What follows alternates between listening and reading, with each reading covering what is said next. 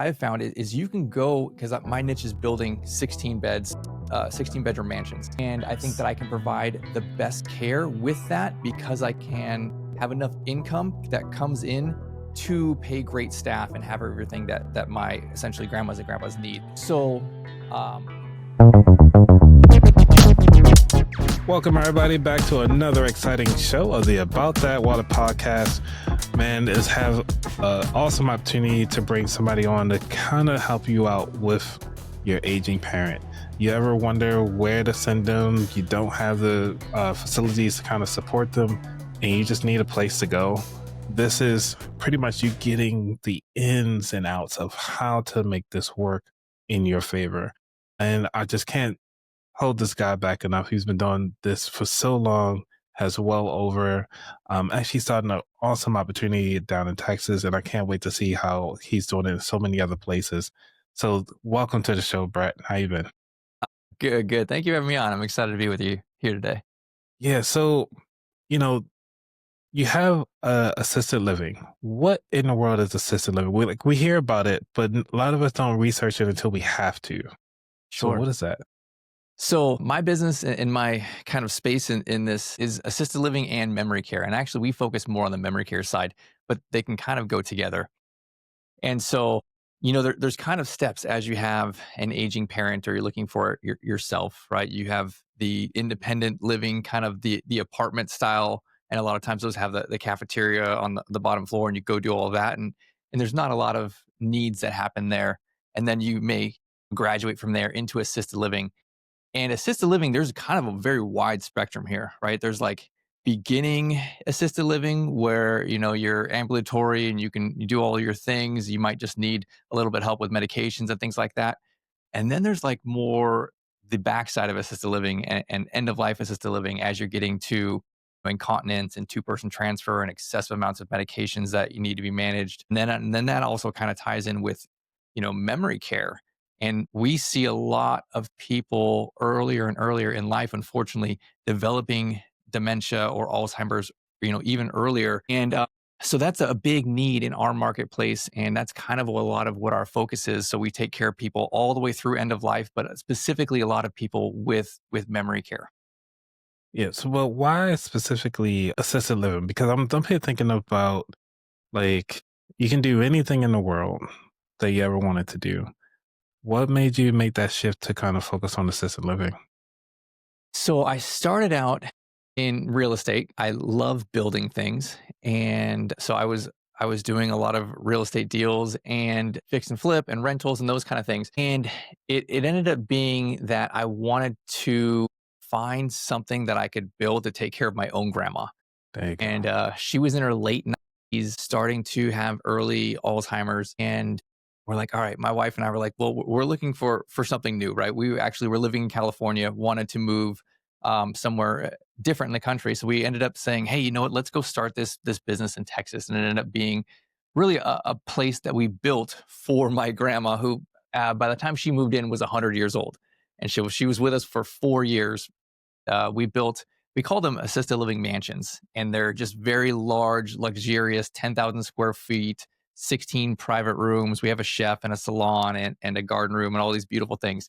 And it's a home, right? It's not a big facility. It's a real home, but we're able to have all of the care that we'd want, for people with memory care and have the more upscale, services and end of life services that you need. And so it was kind of just more of a personal thing for me. I wanted something for my own family, and I saw there's a big problem in the market, right? Like I Yeah. found nothing great for my own family as I was looking for her. She actually went into a, larger 64 bed assisted living and just declined instantly. And then after we finished construction and moved her in, she literally like just came back to life. And I think there's a lot to that. My wife and I are people of faith, and we want to do something that made a difference and take care of our own family, and that's kind of how we jumped into this. Yeah, because it seems like that you have like just your passion into making things right, not just for you, but not to be completely selfish. But you know what? Bringing people along for that journey, is that something that has been instilled with you from your parents? It's just kind of like, you know what? They took care of me, let's take care of them type deal.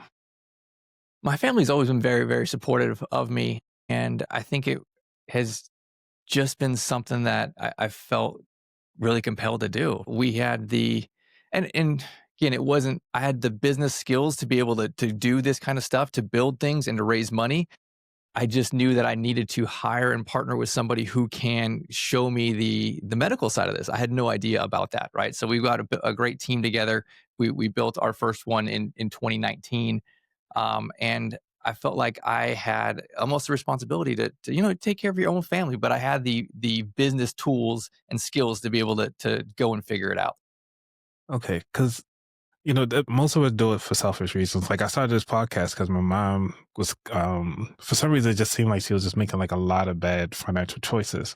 Mm, But as I've gotten older and doing this, it's kind of like now realizing that she is doing the best she can with the things that she has and understanding like giving grace to her, not blaming her. But now that I'm a little older, kind of like this is my give back.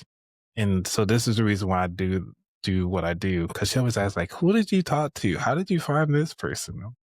yeah, that's We, cool. I we're like here for that. you. So, and I appreciate that you still giving back and it's your passion to kind of make sure that the next person's loved one is actually having this opportunity. So I just want to say thank you and give you a grace and flowers for that. I appreciate So it. Thanks so much. yeah. So we talk about the assisted living, why you got into it, but now it comes to the how. Because a lot of times people is like, okay, well, I'm listening to this, I think I want to do something like that for my grandparent or even my mom or dad. What would be like the first, I say, three steps that somebody can do to kind of start either a shifting their mindset and then start making that capital? And specifically, do you mean this question to be how the first three steps for people to start their own assisted living? Yes. Okay, gotcha.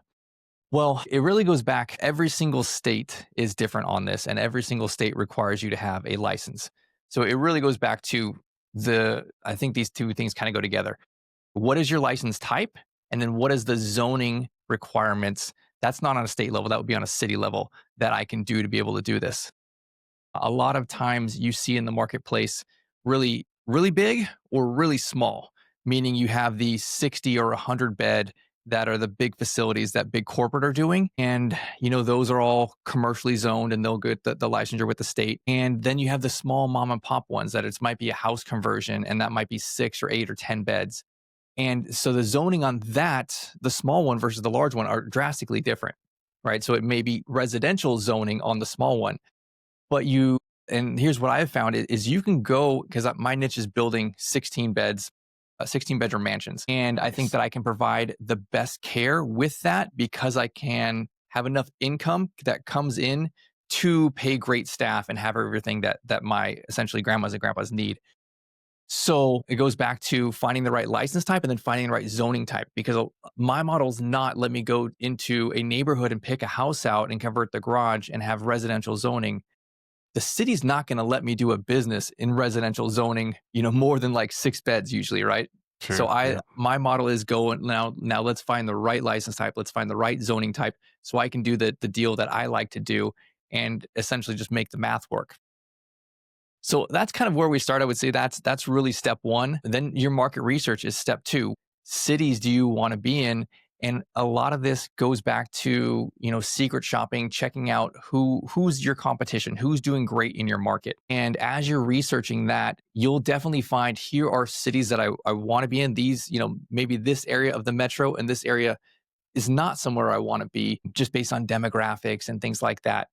And so as you're secret shopping, I think there's really two components you need to compare and contrast against.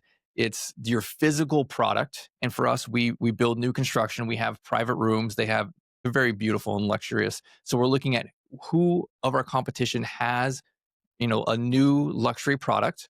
And then the other really important part of it that gets kind of skipped is your actual service. What type of service and who are you serving? Because a lot of times there's a vast difference of the service of, hey, mom is 82 and does not have dementia and just needs a little bit of help here and there versus mom's 96 and incontinent and can't walk any longer and doesn't remember her name and she has a long list of medications and she has behaviors. The difference is massive of how you're taking care of people. And so really honestly, the numbers and the pricing can be very different on those as well. So going and learning what you want to do and where you want to do it, I think is really, really important. And then the third step would be I start really day one with raising money. How do I get people interested in what I love to do? And everyone is interested in this because everyone has a personal story for their own mother or father or grandmother that's like, hey, we went here.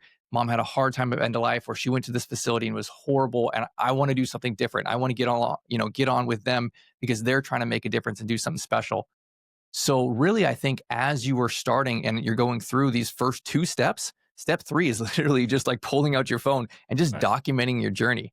And then you'll have so many people, friends, family, people from other past jobs that you had reach out and like, man, I love your passion for this. I want to make a difference too. I want to hear about, what land did you find and what are you trying to build and all these kind of things. And people will come out and they're like, hey, yeah, I'm interested in that. I want to invest with you. I want to be part of these kind of deals. So I couple that with, going to the banks and putting a whole business plan together. But those are really the first kind of foundational steps, Man, I like that because I'm up here thinking like, man, maybe I can go ahead and do this. right? You definitely Because can. you're talking about the zoning thing, and I remember listening to you talk about this before, was actually not push back on the state for the zoning, but actually talk about rezoning or reclassifying that particular space. Can you Mhm. talk about that process a little deeper? Because, you know, obviously other shows you talked about it, but I was like, yeah, can we deep dive into that a little bit? Yeah, absolutely. So zoning is one of the biggest hurdles you have on the front side. And every single city has different zoning types. And so you can't just say, hey, you know what? This city over here said I can do this type of zoning. Let's call it C1. So now I can go to every other city and know that I can do that. It's not the same. It's literally every city is different. And so I like to tell people when you're going to talk to a city, just go to like the 3 or 4 around you just to make sure like this don't put all your eggs in one Yeah. basket. One city might be difficult, right? But so go to 3 or 4 and I ask this question first is here's what I want to do. I want to build or buy or convert this assisted living. I'm going to have this many beds. It's going to be roughly this size. We're going to focus on, end of life or memory care that sometimes makes a difference. And then from there, I set the stage and say, what type of zonings do I fit into in your city code? Right. And they'll usually give you one or two. Sometimes it'll be commercial. Sometimes it'll be very rarely it's residential, but sometimes it is. And so, okay, I know that I can go now look at land for deals that have that same zoning type, and I can look into those opportunities. That's still a little bit limiting. That's a lot of times not a lot of opportunities, and especially when they say, "Hey, you can go buy land that's commercially zoned." That's a lot of times like 3 or 4 times the price of residential land. Didn't think about that. Okay. So my second follow-up question is like, okay, thank you. Now I know what box I fit into. What are the other options that are not necessarily in that box that if I jump through a hoop or did, a variation or, a special use permit or something like that, what hoops can I jump through to get other zoning types that are applicable as well? And so I think this is actually the most practical. Like I've purchased agricultural land multiple times and gone through a special use permit. It was no big deal. It was like 2 months. And I was able to now build assisted livings on what used to be agricultural zone land. And the price for that was substantially like 20% of, here's this other land, next street over that's zoned commercial. So they jack the prices up. So it could be as simple as that. It could be a handful of different things: multifamily zone land, R4 zone land, whatever it is. But I would just start with a bigger pool and ask those questions. Now, when you say ask them, who is them? Who are we asking? Yeah, it's a great clarification. So I'm talking specifically about the planning and zoning department at the city or the county or whatever jurisdiction you need to go talk to. Okay. You talk really big about partnerships. Mhm. What partnerships have been like, do you need as your team? Because obviously you got your Mhm. builders, you got people that, you can pay for that. But as far as the city, how does that city partnership look like? What does that look like? So the city can be very much in your favor or very much kind of like against you. And when they're against you, they usually don't come out and say it. They just don't say anything. But a lot of times when the city's in your, has your back, sometimes you'll meet with city council, do all these things. You're like, man, I want to push this through. I love this, all that kind of stuff. So they can really make it restrictive or they can really help you through the process. As far as like another way to look at your question about partners, I really think there's three components to a great team. Okay. You have a lot of times the point person, the person that's putting the deal together. And you may call them like the real estate person or the business person. They're the one that's going and meeting with the city. They're looking at land, talking to realtors, getting the pre approval with the bank, kind of putting the deal together. Right. That's a very important person that usually kind of starts the deal. Then you also have the money person. The money person is vitally important, right? They're going to come up with the down payment for the loan. They may also need to personally guarantee on the loan. So they may bring one or two components to the deal. They may not at all be involved in the day to day or any of the running of the operation stuff, right? It could be one or two investors. You could do a syndication, but you essentially need a money partner in there as well. The third person or partner is the operations partner. They're the person who has the experience, who can run the day to day, who has the existing relationships in the community to say, here's the home health contracts and the hospice people that are great and all the different relationships that are there. And that person you can again bring onto your team as far as like an equity partner, or that person you can actually hire and not offer equity, just give them a salary and maybe a profit sharing agreement. But I think you definitely need the first two. You definitely need the point person who's going to put the deal together, and you need the money partner. And again, usually the money partner is as an equity stake in the company because that's a part of the requirement for the funding by having a down payment with the bank. Nice. Yeah, because I was actually researching far as hotels, and usually to get into the hotel industry, you need somebody who at least has some type of hotel experience on the board. Is it the same way when it comes to having assisted living at such a large facility? Yeah, there's definitely from the lender's perspective much lower risk if you come in with someone on your team with experience.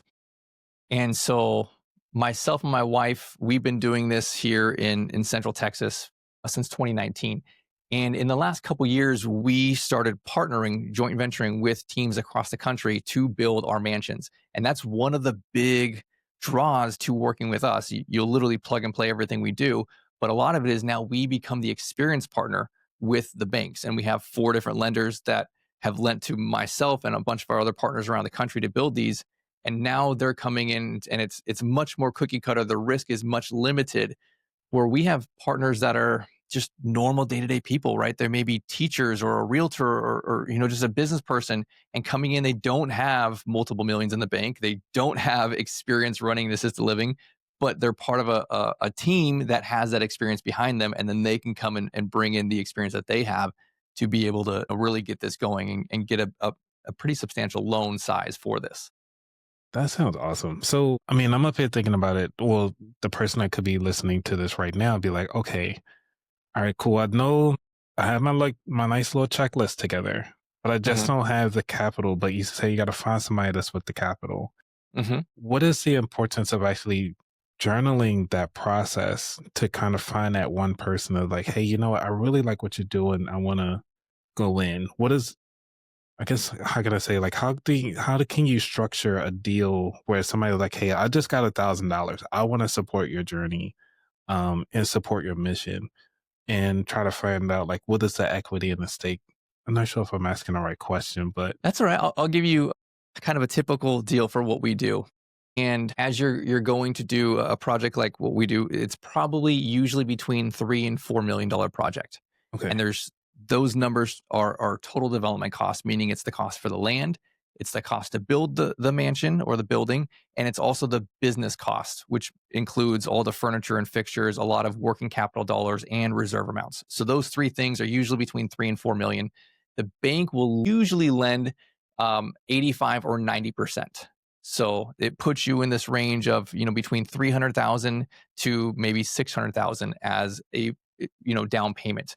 And so in that range, sometimes a lot of people have friends and family that, they know, like, and trust them, and they can come in and fill that gap, and they might put in 100,000 and they might get a couple people to do that. Sometimes you have somebody who's, they have retirement funds or something like that. They can come in and put down the majority of that capital. Sometimes people have equity in real property, right? They may have a rental property They sometimes we have teams that sell those, or they Oh, pull out equity, have a HELOC for that to be able to use that as part of the down payment. So there's a handful of different ways to be able to do this. I think the other kind of layer to this is there's really two things you need from the bank, right? You need the money uh-huh. to for the down payment, but then you also need to be a strong, borrower and need to be able to personally guarantee that loan. So again, it goes back to it's not just everyone can do this and go raise 300 grand from a friend and family, right? You still need to look good on paper. You can't have bad credit. You can't have recent bankruptcies. You have to have a stable job. They want to see, when I say they, the bank wants to see that during this time of construction and leasing up, when you're not making a profit yet, how are you supporting your family? So a lot of times, husband and wife, or one keeps their job during that transition period. A lot of times, if you just they're, again, normal people, but not looking bad on paper. You don't have to be a multimillionaire, but a nice couple who's got some financial reserves and things like that is able to go, therefore, raise the money for this and be able to do a deal like this. That is awesome. And because first of all, I have to admire your hair, by the way. I was like, all right, cool. If I were to thin I my hair appreciate out, I that. can Yours is cool can too. I make the like it. Yeah. I just wanted to shout out for the people who are watching it, who are listening to this side of the house. But one of the things is that so talk about getting the money, understanding that the bank has the bulk of it, making sure you're financially stable. That's where if you need help with that, listen to prior episodes of the show so we can get your money right so you can jump right into this. And you said about $300 to $400,000 to kind of go all in. Mhm. If a person is saying it's like, hey, all right, I got my capital, I just don't know where to start. I want to come to you. I got my checklist. Do you guys have like a nice, lovely intake form to kind of get somebody who want to take on your process? So, say like for me in Maryland, somebody just listen to this in Maryland, be like, hey, I know some land. I can try to work some deals out here. Yeah. So, for anybody who wants to learn more about what we do, there's a whole bunch of information that I have and videos online. And so, the first place to start is just our website, assistedlivingmansion.com. And then there's a free training tab or free resources, 3 courses there, and it'll literally just kind of walk you through. Here's step by step exactly how to do and go through this. Because most people know there's a problem in the market. They have a passion to help people. They want the financial freedom, but they don't really know much about assisted living or memory care. That can kind of be scary to people. So at least this gives you like a great foundation of here's what the industry is like and how to go about it. And then again, if it's something that's for you, you can book a call with our team. We're happy to talk with you and see, is this the right fit for you? Do you have the experience necessary? All of those kind of things. Yeah. Because I'm actually thinking about like one of my clients, actually, they have like a brother in a whole another state, pretty much across the state, across the United States.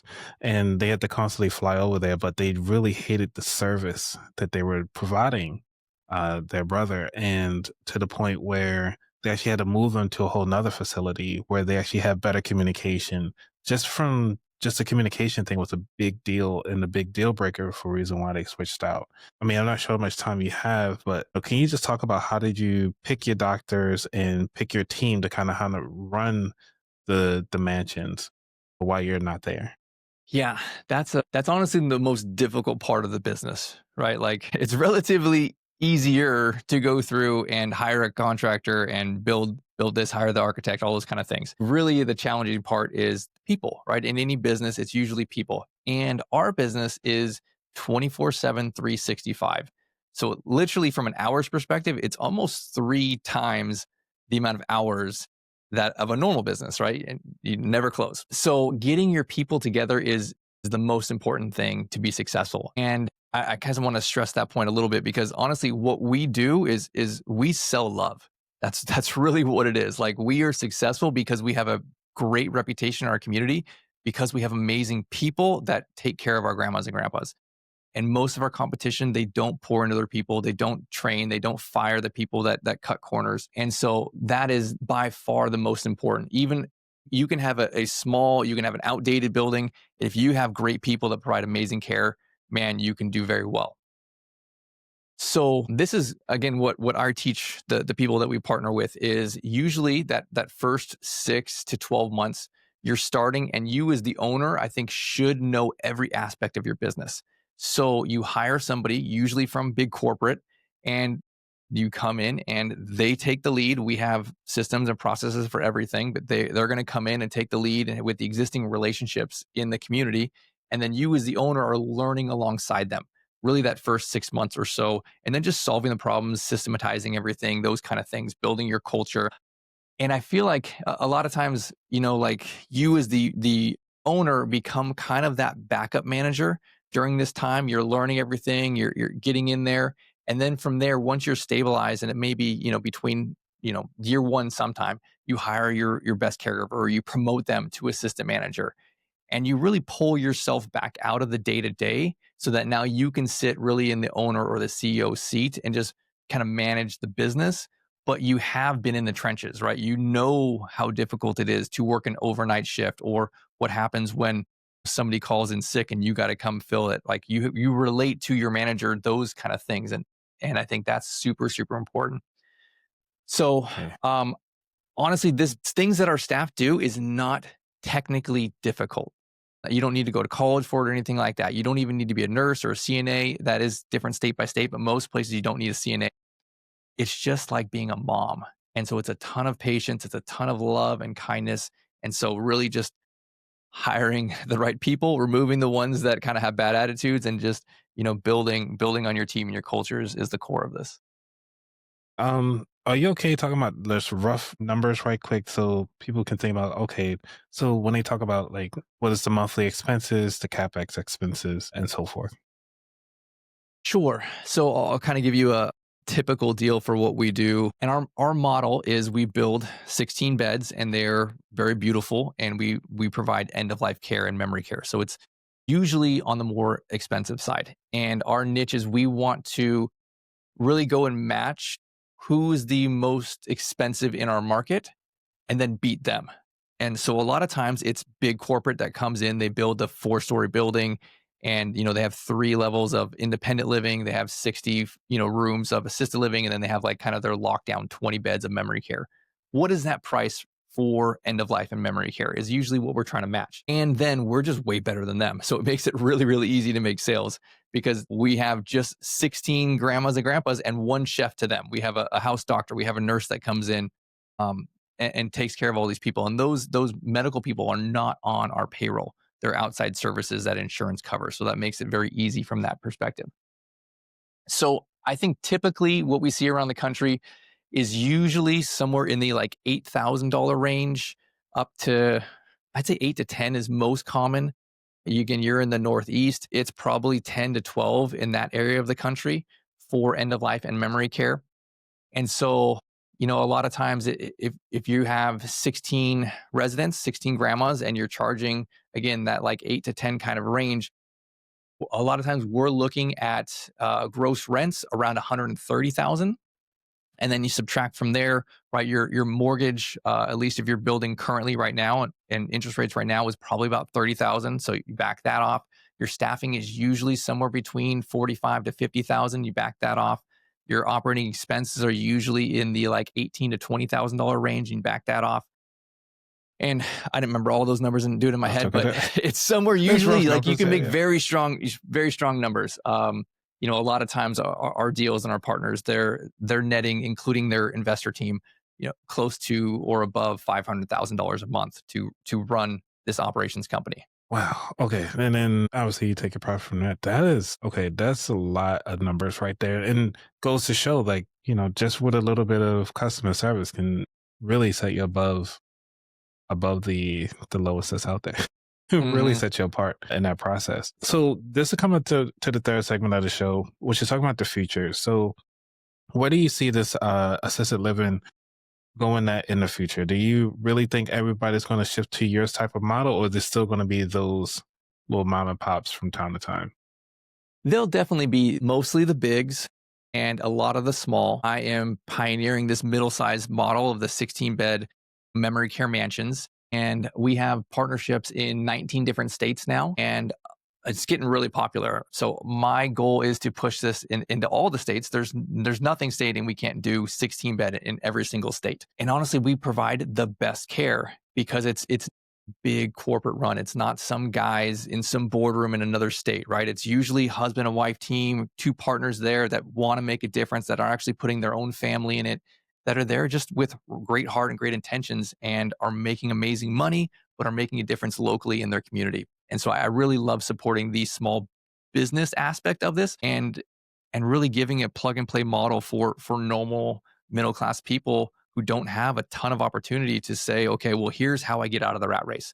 I can get one and done deal. Like, we can start this deal, build it in year one, stabilize it in year two. By year three, I'm pretty passive in this with very, very strong returns, cash flow wise, and then multiple millions in equity on the real estate side.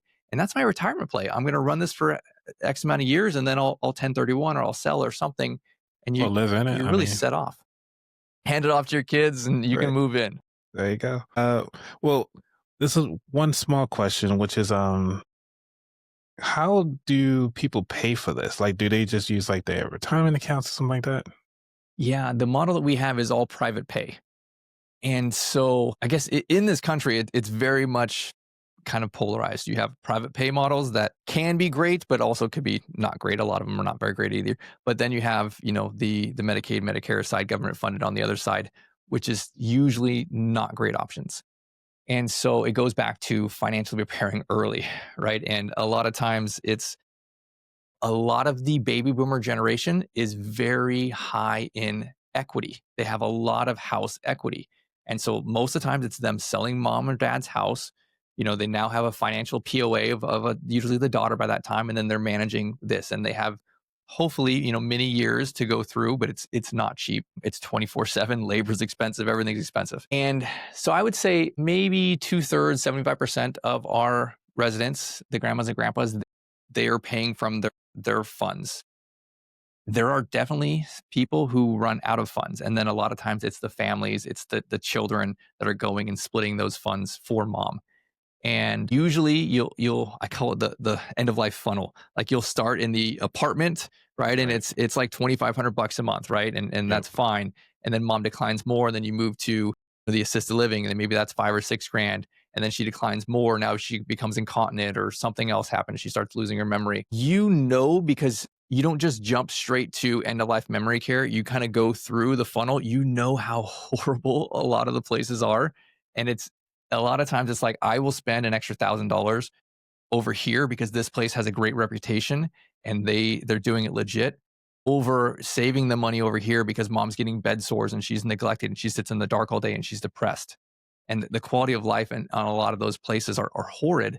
And so I really like pioneering this where, husband and wife combos, mom and pop people can come in and make a difference. And there are plenty of people who have the equity to afford this kind of stuff. Thank you for that. Thank you for that breakdown. Is there anything you want to leave the people with before we dive into the final four questions? I think that there's waves of business opportunities throughout life. And I was in real estate for about 12 years, and I always felt like I was fighting against the tide. As I moved a few years ago into end of life care, I feel like I'm swimming downriver, right? And so I say this as an analogy for anyone who is looking into this kind of opportunity. Baby boomers are literally just starting. They're just hitting that age. We're good for the next 20 years. And so the opportunity is there to jump in and get into the space and be excellent and do something that makes a difference, because it's right there. It's the opportunity is now.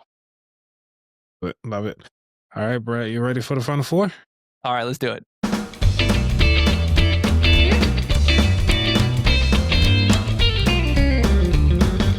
Alrighty. So for those of you who are new to the show, the final four questions are the final four questions where we actually do a little deeper dive into understanding their financial thoughts around finances. So let's see. Question one. What does wealth mean to you? Wealth. I think wealth equals choices. The more wealth you have, the more you have the choice to fire your boss, to quit, to be with your children every single day. I mean, we're talking about pulling our kids out of school, buying or hiring our own private teacher to be able to travel with our kids. Like, that's real freedom there. Like that. Number two. What was your worst money mistake? I lost 75,000 on a real estate deal once, and it really came back to it was a bad deal and I kept trying to force it. And the longer I forced it, the more money I lost. So I had to literally just cut my losses and say, okay, here, I know I'm going to lose money. Let's just be done with it. And so I think, just trying to force it has been a lesson for me. Right. Well, I might have to have you back on just talk about that real estate deal. Yeah. Number three, is there a book that inspired your journey or changed your perspective? Yes. Rich Dad Poor Dad, Robert Kiyosaki is a foundational book for so many people. It was so foundational for me because it was like probably the first book that I read, and I was like literally just beginning, and it just expanded my mindset so much and really just got me excited about this. So I think it's a fantastic, kind of if you're new to this kind of thing about getting into entrepreneurship and building wealth, it was something that was very foundational, inspiring for me. Yeah, it's been very popular on this since I've been Yeah. doing this show. Number four, what is your favorite dish to make? Probably steaks. My girls, I have 2 daughters, they love filet. That's all they want me to cook is filet and veggies. Just grill it up, right? So, that's a common thing we cook at our house. That's awesome. And the very last question of the show, which is where can people find out more about you? Yeah, I have a podcast you can listen to. It's Assisted Living Investing and all the different podcast apps. My YouTube is my full name. You can check out lots of different stuff there on assisted living investing, raising money, all those kind of things. And then, as I mentioned earlier, if you really want to learn more about this niche, tons of free resources on the website, assistedlivingmansion.com. Learn all of that kind of stuff there. There's no cost. And then if you really want to know more about this, if this is the right opportunity for you, you can connect with our team. There's a book a call button there. And we're happy to see and chat with you about, if this is the right opportunity. Man, thank you so much, Brett. This has been amazing. Had a great time learning about this, learning ins and outs about it, because I've had people come on about assisted living, but you doing the thing from the ground up, and that's amazing. And Yeah. not too many people actually can say that you're doing it from soup to nuts in the end, not just from building it, but actually running it to now managing it and now not even syndicating it, but actually disseminating it across the United States. Thank you so much for that. Yeah, you're welcome. I'm glad to be able to share. Thanks so much for having me on. All right. Well, thank you everybody who's listening. Y'all have a great day. We out. Peace. Bye.